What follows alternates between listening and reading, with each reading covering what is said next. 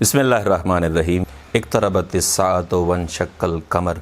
क़यामत करीब आ गई है और चाँद के दो टुकड़े हो गए। बहुत ही दिलचस्प वाक़या लेके आया हूँ कि कैसे 1400 साल पहले चाँद टुकड़ों में तकसीम हुआ था, और क्या इस मोजज़े को, इस वाक़े को फ़कत मक्का वालों ने देखा था या बाकी दुनिया ने भी देखा था, और आज की इंसानियत इस वाक़े के आसार के बारे में क्या कहती है। तो वाक़या दरअसल ये है कि कुरैश के काफ़िरों ने एक मीटिंग की और कहा कि माज़अल्लाह मुस्तफ़ा मोहम्मद के जादू से कैसे छुटकारा पाया जाए।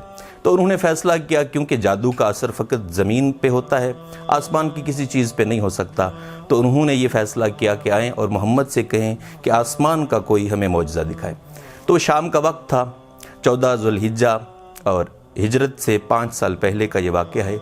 आए हैं रसूल खुदा के दरवाज़े पे और कहा कि मोहम्मद, अगर तू सच्चा पैगंबर है तो हमें कोई आसमान का मौजज़ा दिखा। तो रसूल खुदा ने कहा कि क्या मौजज़ा देखना चाहते हो। तो उन्होंने कहा कि हम चाहते हैं कि चाँद को टुकड़ों में तकसीम कर दें।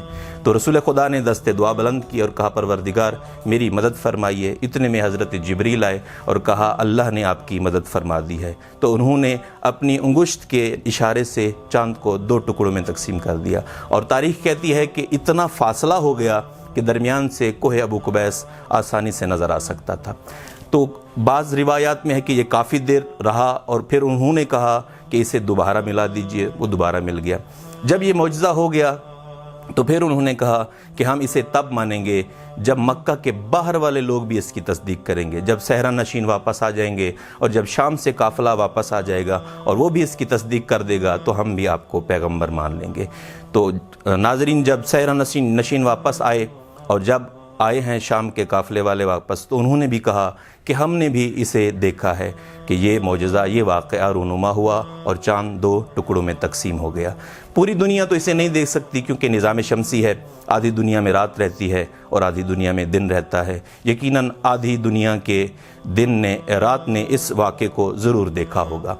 और नाज़रीन, आज के हवाले से अगर हम देखें तो बरतानिया के हिज़्ब इस्लामी के रईस डेविड पेटकॉक कहते हैं कि मैं मुसलमान हुआ तो उनमें से एक आयत ये शक्ल कमर की भी थी। और मक्का से कोई वाक़या अगर रूनुमा हुआ है, कोई ख़बर अगर होती थी, तो हिंदुस्तान जाते हुए कई महीने लग जाते थे। तो जब मुसलमान हिंदुस्तान गए और वहाँ की एक हिंदू शेखावर्ती के साथ उनकी मुलाकात हुई और इस मौजज़े का ज़िक्र किया गया, तो शेखावर्ती कहते हैं कि मैंने अपने पूरे ख़ानदान के साथ इस वाक़े और इस मौजज़े को देखा है। लिहाजा वो जब ये सुनता है कि मोहम्मद पैगंबर ने ये वाक़या, ये मौजज़ा दिखाया है, तो पूरा ख़ानदान रसूल खुदा पर ईमान ले आता है और मुसलमान हो जाता है।